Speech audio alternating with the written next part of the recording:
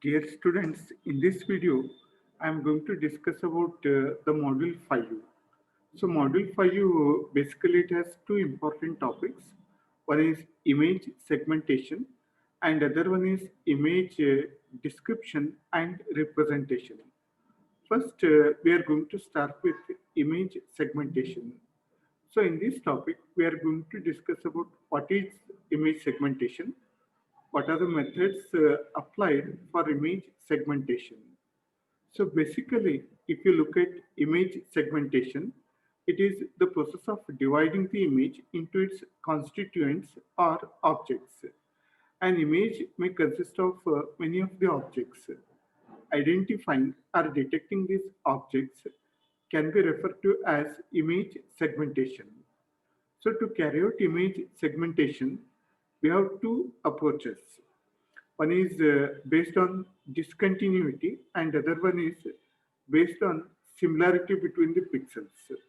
First method, it is based on discontinuity of the pixels or intensity of the image, and the second method is based on similarity features.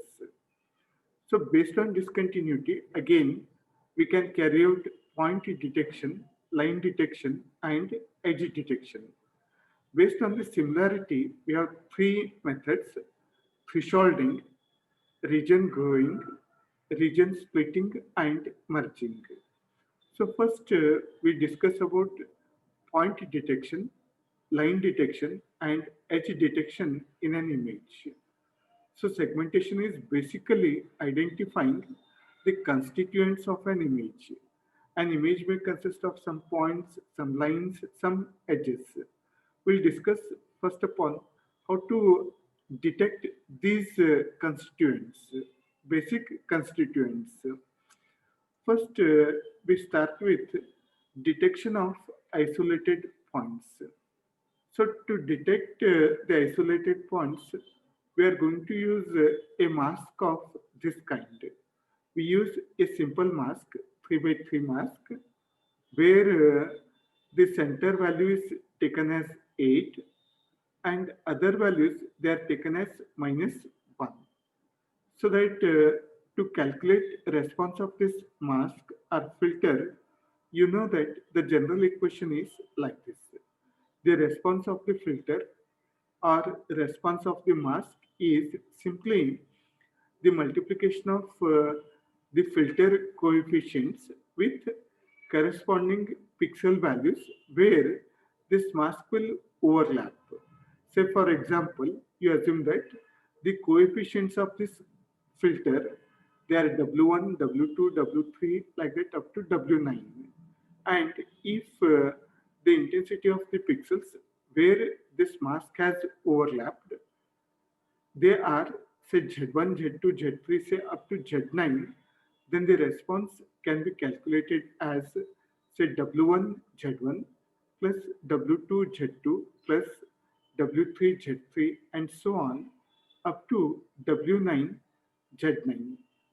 So to calculate the response, this is the method we use for any filter. Okay. This equation can be generalized as response equal to Wi into Zi, where I is varying from 1 to 9. Okay, after calculating this response, say g of xy or response of the filter, what we do is we assume that the point is detected if the response of the filter at location x comma y is greater than or equal to the specified threshold value. Please try to understand here. First, we calculate response of the filter, response of this mask at some location, say x comma y in the image.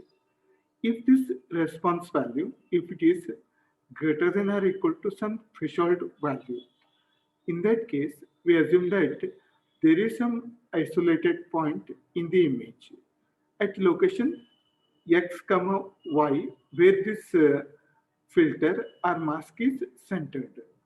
If the response is if the response r of x comma y, if it is less than t, we assume that No isolated point exists in the image. Say for example, if you have an image with same color, assume that you have all the pixels there of white color. In that case, the response of the filter will be say 0.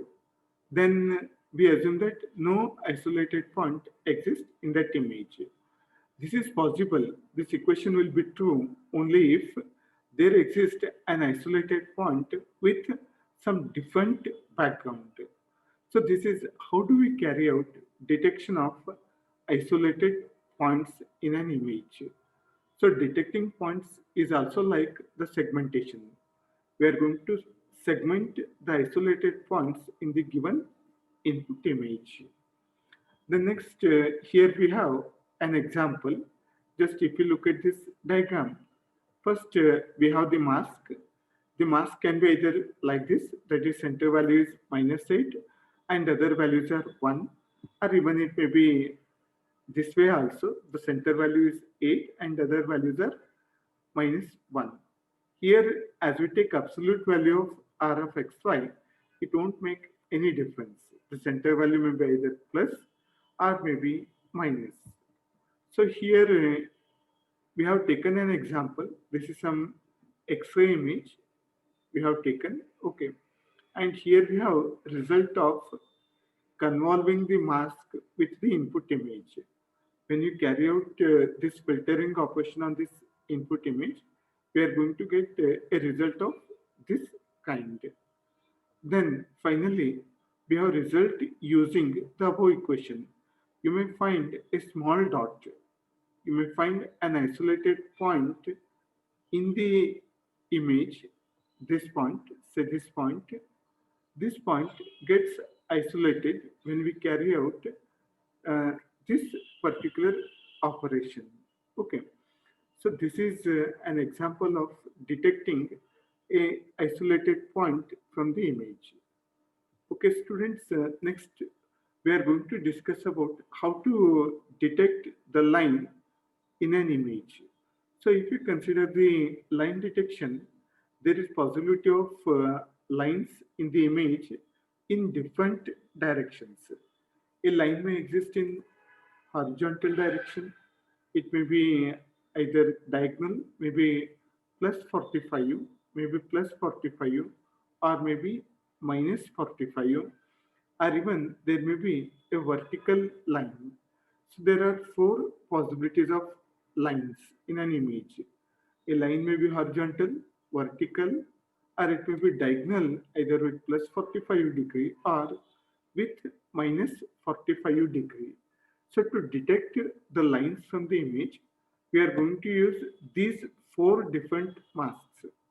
We use mask for horizontal direction, mask for diagonal direction at plus 45 degree and minus 45 degree, and a mask for detection of line in the vertical direction. So if you look at the mask for horizontal direction, it is very simple. The first and the third row, they have -1, -1, -1, and at the center we have values 2, 2, 2. So this mask, it is used for detecting a line in horizontal direction. And this mask we use for detecting a line in diagonal direction with plus 45 degree. You can observe that only at diagonal points you have 2, 2, 2, and the upper and lower triangular elements, they have values -1. And for a line detection in vertical direction, if you look at the center column has value 2, 2, 2, and other columns they take values -1, -1, -1, and so on. Okay. Similarly, to detect a line in diagonal direction with -45 degree, if you look at here at this diagonal, at the secondary diagonal, we have 2, 2, 2, and the upper and lower triangular elements they are with -1. Students, you have to remember these four masks. Mask for detecting horizontal line, vertical line, then diagonal line with plus 45 and minus 45 degree. What we do is we are going to calculate the response of these four filters on any of the image.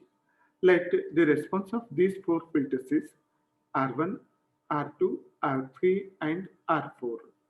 Here R1, R2, R3 and R4, the response of the filters, Okay. Then what we do is we are going to compare each of the response with other response values. The response value which is greater than other response values, based on that fact, we decide in which direction the line is detected. It is something like this. It is something like this. Assume that R1, that is response from the first mask, it is greater than Rj, where J is from 2 to 4. Okay. If R1 is greater than Rj, for J equal to 2, 3, 4, it indicates that the line at the point whatever has been detected, that belongs to horizontal line. Students, please try to understand. We first calculate all the four responses R1, R2, R3 and R4 for each of the pixel.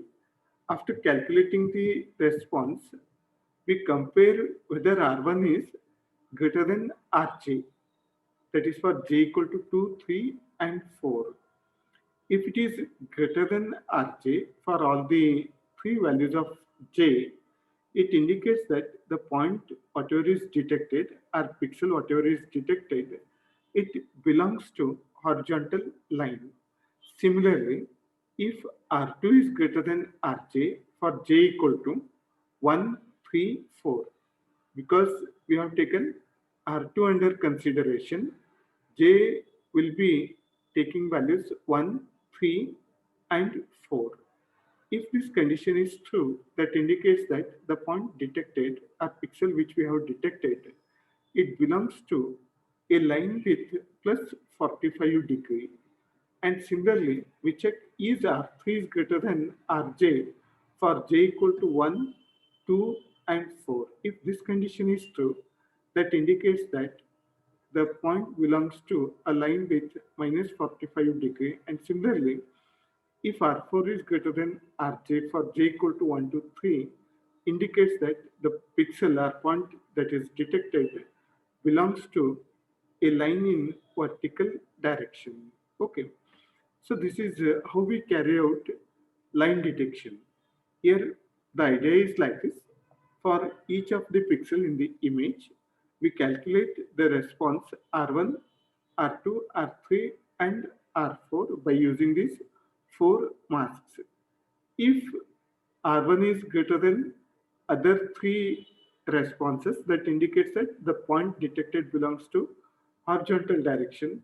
And similarly, if R2 is greater than other three, indicates that point belongs to diagonal direction with plus 45 degree. And if R3 is greater than other three, then indicates that point belongs to vertical direction. And similarly, if R4 is greater than other three values, that indicates that the point belongs to a diagonal line in minus 45 degree angle. Okay, this is how to carry out line detection with specified directions. The next we have edge detection. So basically edges, they are the pixels where the brightness function changes abruptly. Detecting pixels on the line is different and detecting pixels on the edge is different. So that's why we can say that edges, they are the pixels where the brightness function changes abruptly. So here, if you look at, we have the diagram. So that here we have black color and white color. So if you draw the brightness function, it will be like this. Black to white, there is sudden change. We are going to get a step function. If the brightness function, if it follows the step, then uh, it indicates there is some edge, right? or if there is change in brightness smoothly set like this, that indicates a ramp function. If you are plotting the brightness function and if it is a ramp, that indicates that slowly the color is changing from black to white. And if you are going to get the brightness function this way, that is, if the brightness function produces roof edge, it indicates the edge between two dark colors. Okay. So to carry out edge detection,